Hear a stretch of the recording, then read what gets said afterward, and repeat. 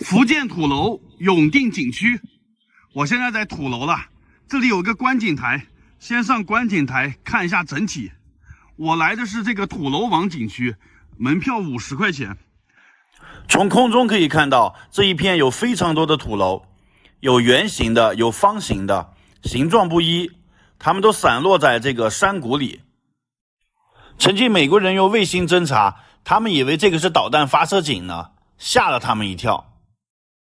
这一个土楼里面就住着一个家族，小一点的能住10几户，大一点的住50、60户，上百户。看到这里，很多人是不是就有个疑问啊？就是他们为什么要把房子建成这个样子啊？和我们传统意义上的房子完全不一样。盖这个土楼的人被叫做客家人，你听这个名字，你就不是本土的，是从外面迁徙过来的，叫客家人。我觉得他们太难了。从西晋时候开始，就有北边的人，迁到这个南边来居住，1000多年以前了。他们为了躲避北方的战乱，长途跋涉，然后来到这个地方，盖起这么个楼，在这里就永远定居了。这个地方为什么叫永定？就是永远定居的意思。这个名字都是有含义的啊，客家永定。你想嘛，刚来到这边，你人生地不熟，而且你要和本地人去抢地盘，抢这些土地，肯定是受到别人的排挤。然后呢，这个周围的森林里面呢，还有很多土匪，他们在这里人生地不熟，就需要抱团，所以就需要很多人住在一块儿。这样的话，有个什么事情，大家互相照应。它实际上也是一个城堡，它的下面是没有窗户的，只有3楼以上才有窗户。所以如果有土匪去抢劫他们的话，是进不去的。再一个是不怕火攻，不怕放火的。外墙呢是用土做的，这个房顶呢也是用瓦片做的，所以不怕火攻。我们现在看到这个土楼，你可能觉得特别美，特别漂亮，但是背后呢却是客家人的辛酸，这是很无奈的事情，这是见证了他们辛酸历史的见证。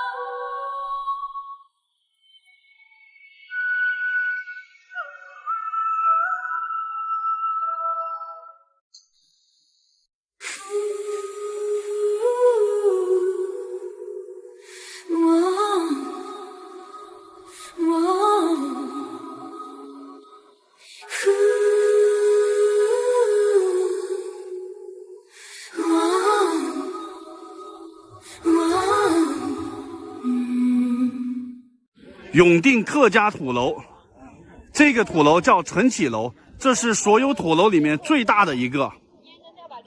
旁边还有很多土楼，有正方形的，有这个圆的，这个是最大的。它这个楼啊，你看下面2层它都没有窗户的，就是为了防盗，防止强盗来抢劫它。上面这一层才有窗户，这是用土做的嘛，所以叫土楼。它其实也是一个碉堡，以前在电视上也看过这个土楼，但是到跟前实地看了以后，觉得还是挺震撼的。这规模真的非常大，它这个地基是用石头做的，上面是用夯土的。进去看一下啊，看看里面是什么结构。哦，这里面好多人啊，现在很多旅游团在这里拍照的很多。这里面有好几层呢，这是第1层、第2层，里面还有好几层。我先从这儿看一下，这是大圈圈套小圈圈。这边是厨房，做饭，做好饭来这边吃。然后这里是上去的楼梯，每家每户都有一个小房间，有洗衣机，洗澡、厨房、做饭都在这个位置。然后这边是那个通道，内圈和外圈之间的通道。之前看那个《爸爸去哪儿》来这边拍过。主人，第2环是公共，等会我们带你进走第3环。这是第2环了。水。这边有一口井啊，它里面吃水都靠这个打井。这边是阴井，然后还有另外一口井是阳井。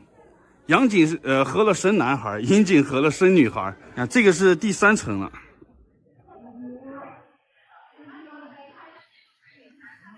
中间是这个通道，你看它这每一层都是一个小圈圈，这圈圈越来越小。第3层这是私塾，就是这里面的小孩子读书上学的地方。你看人家这里面都不用出这个土楼就可以上学。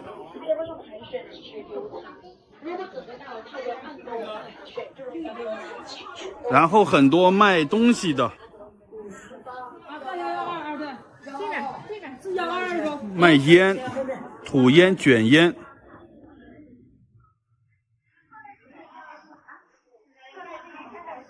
卖一些茶叶和烟的。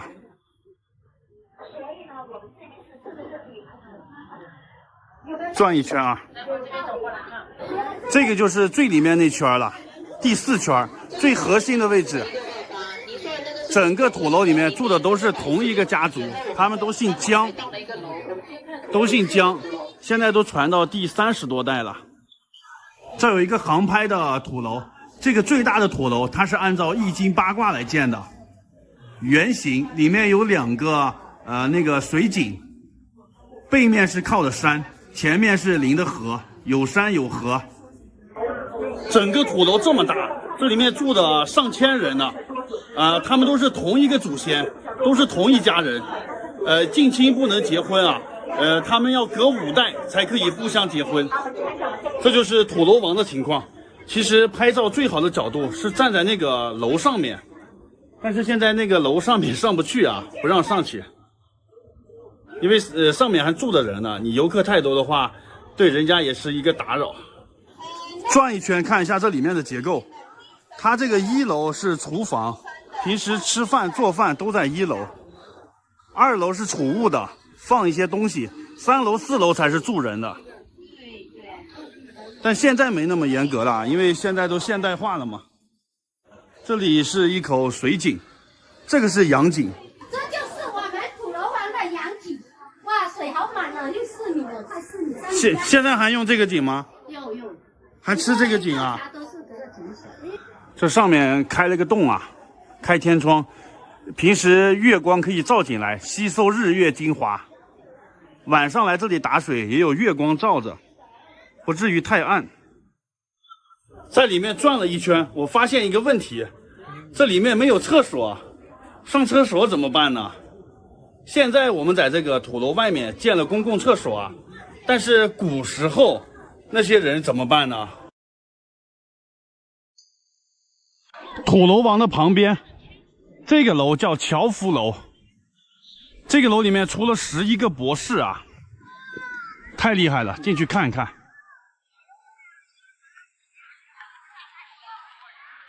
很喜庆，粉色的。医生要不要上楼拍照？哇，这里面装修很好看啊。可以到楼上，跟楼上。太美了。上楼10块啊。人家都5块，你要10块。回家乡，我那楼梯上给他介绍出去，但是父母。这个楼很像是《大鱼海棠》里面那个电影场景啊，11个博士。现在上楼上去看一下啊，从这里上去。他11个博士是这样的，自己家生了5个男孩1个女孩，这是6个。然后5个男孩呢又娶回来5个媳妇儿，这5个老婆也是博士，所以加起来就是11个博士。这里面的楼梯是这样的啊，这个土墙很多都裂开了，你看。我现在上了3楼了，这样转一下吧，转一圈看看。啊，很多都锁的门了。哦，这里过不去吗？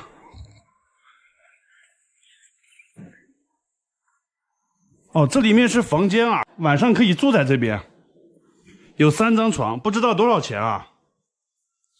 我一会儿问一下吧。这个装修布置还是可以的，很干净，有电视，有风扇。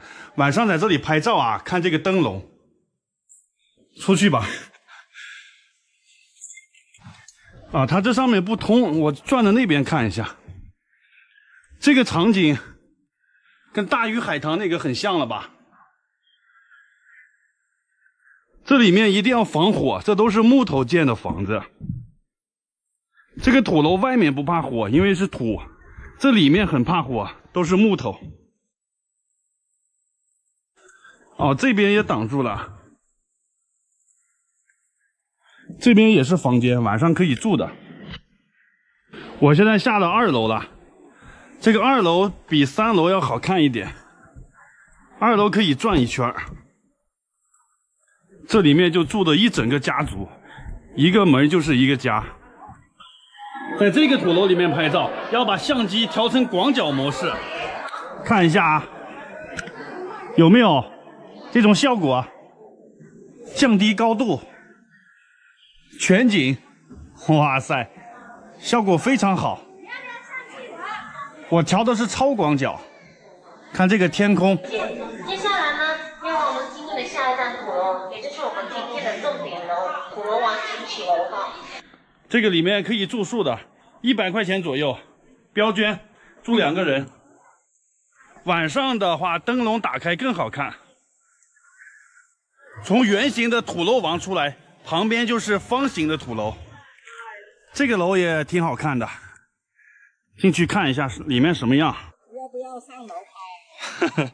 上楼拍啊！这是方楼，这个也很大。要去楼上拍吗？这个也是4层的，1、2、3、4。它这里面就没有一圈一圈的那样了，是这样一个一个的小房子。这里也有一口井，他们现在还在用里面的井水。不上了，也挺壮观的这个楼。很壮观，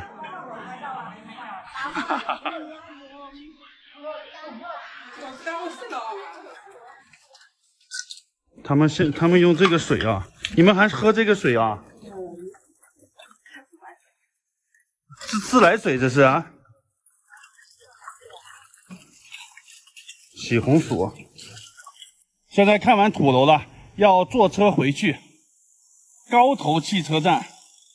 最小的汽车站啊，就是一个门面房，对面也有一个土楼。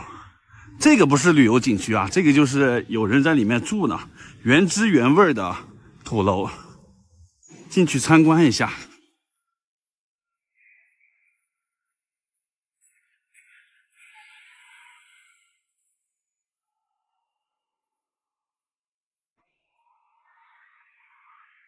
哇塞！看里面那边都破坏了，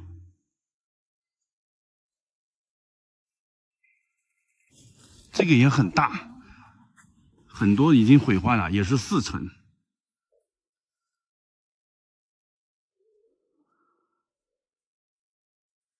那边还养的鸽子之类的，里面养的鸡。这个里面没有游客啊。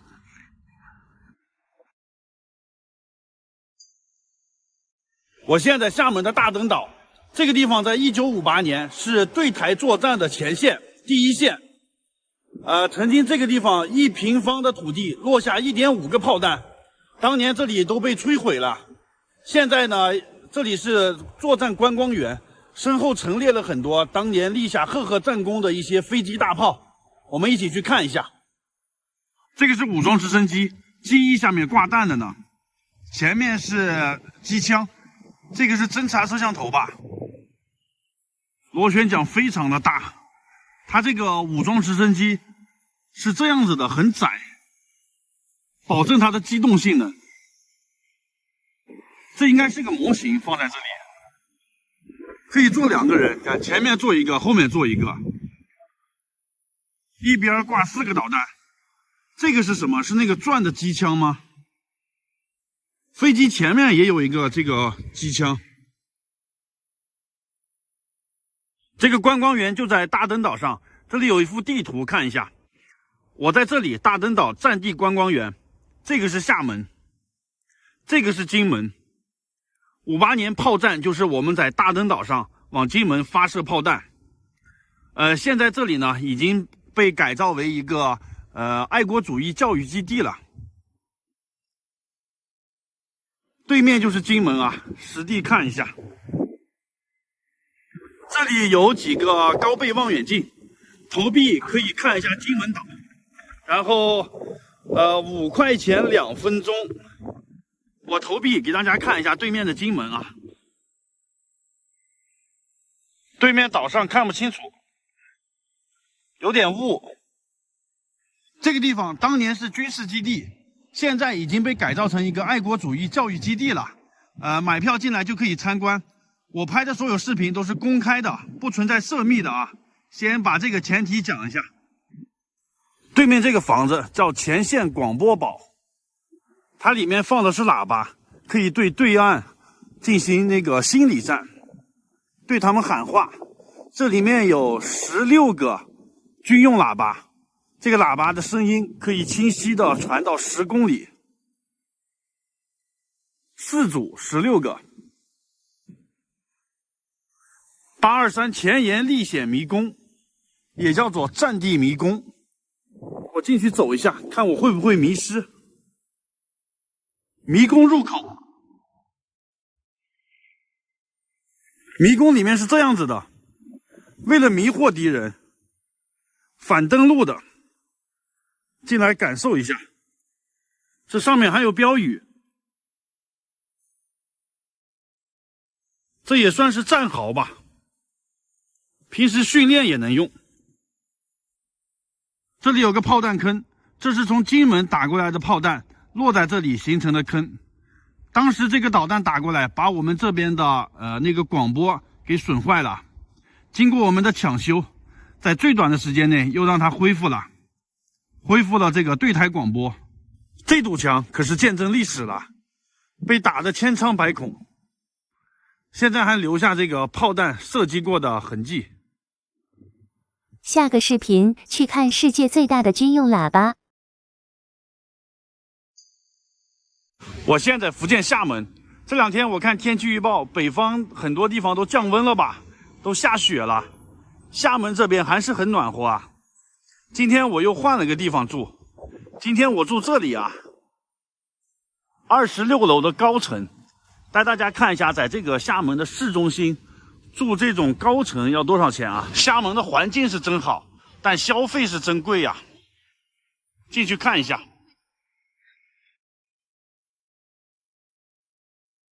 好多房间啊，感觉像是公寓一样。我的房间在最里面呢，这个位置。哇，看一下啊，整体来说这房间还比较大，应该有20个平方左右。卫生间，一个大床。去看一下阳台吧，我最喜欢这个阳台，这是26层的阳台，在这个上面可以看到厦门的景色。这上面还做的这个防止跳楼的这个东西。把相机伸出去看一下啊。26楼啊，好害怕手机掉下去。这里看风景不错吧？看这个啊，那有个摩天轮啊。这个大楼的楼顶像白宫一样。那个原色的是民发商业广场，这个一条横的这个高架桥，这个是厦门的快速公交 BRT， 穿到那边去了，那边是飞机场。然后那边有铁轨，看到吗？这儿有一条铁轨，这个是火车站嘛。我这个房间离的火车站只有1站路。看厦门的这个高楼大厦，那边的方向就是大海啊。然后坐轮渡也是去那边，然后那个山就是虎尾山，虎尾山上面有那个厦门的空中步道，悬空步道。26楼看风景就是好。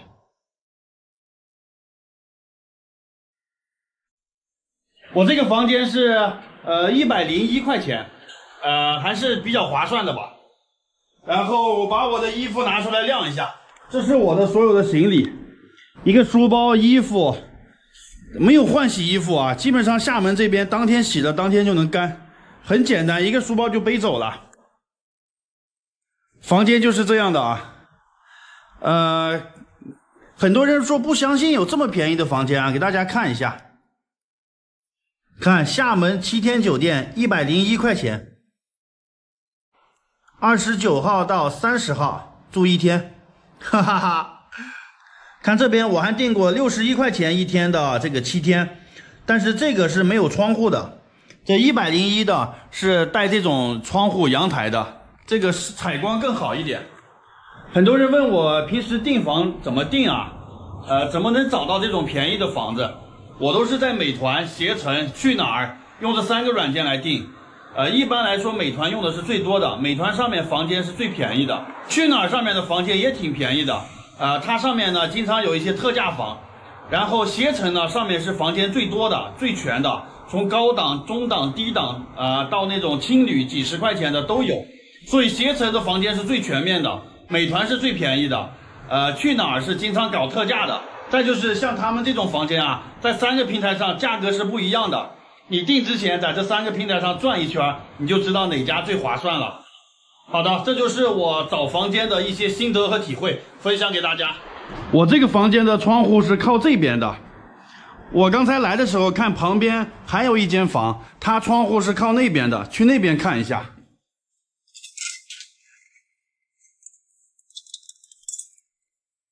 就是这个，因为他现在还没有住人嘛，进去看一下。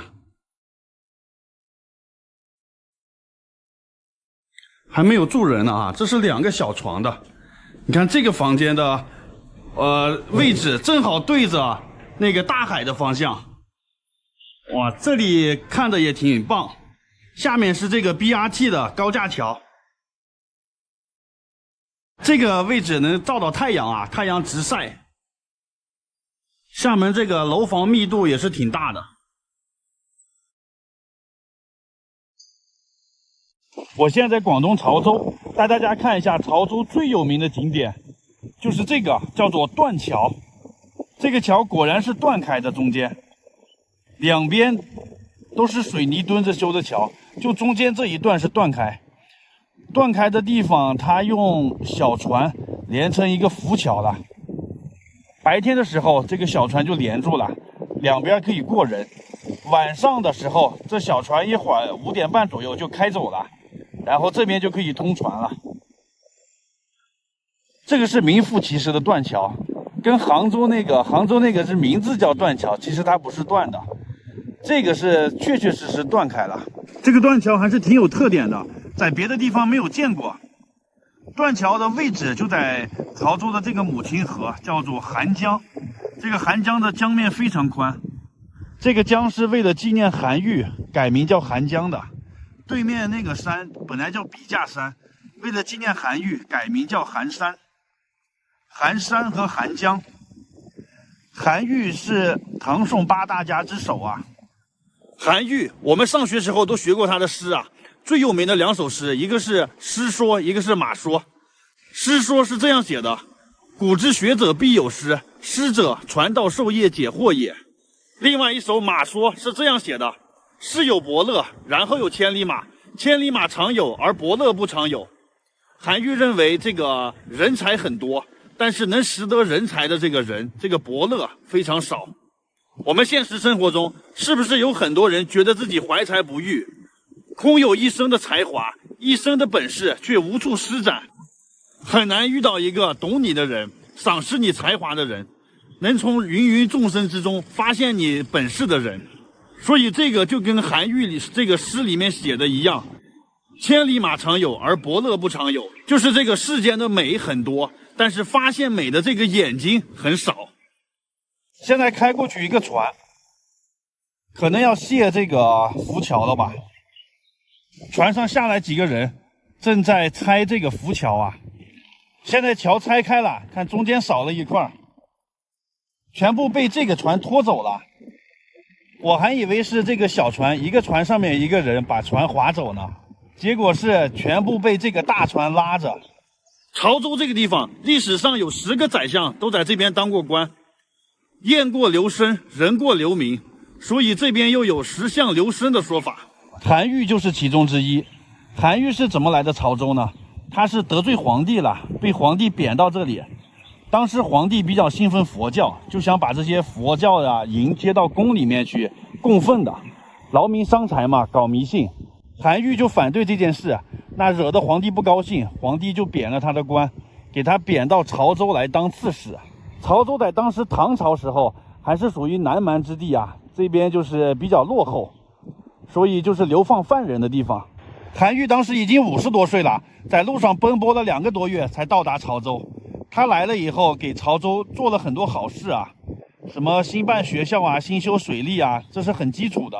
最有意思的就是他对着这个河里面的鳄鱼跟他们讲话，跟鳄鱼讲话啊。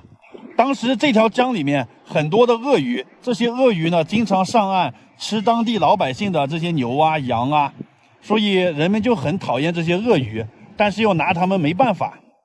那韩愈来了呢，就对着这个江里面的鳄鱼下了一个通知，他说你们这些鳄鱼的好日子到头了，我是皇帝派来这里的刺史，我要收拾你们了，给你们3天时间5天时间，你们自动游到海里面去，不要在这里祸害百姓了。离这里不远就是汕头嘛，汕头那边就是大海。我们听的是不是有点晕啊？跟河里面的鳄鱼说话，鳄鱼能听懂你说啥吗？其实不是啊，他是指桑骂槐，借着这个鳄鱼，其实他是在说当地的贪官污吏啊。其实他是告诉这些贪官污吏，现在这一片我才是老大，我说了算。现在我打算是好好的治理这一片，你们不要出来捣乱。你们如果谁不听话，就让你们尝尝我的厉害。因为他在这边做了很多好事，所以这条江改名叫韩江，对面的山改名叫韩山。这就是韩愈和潮州的故事。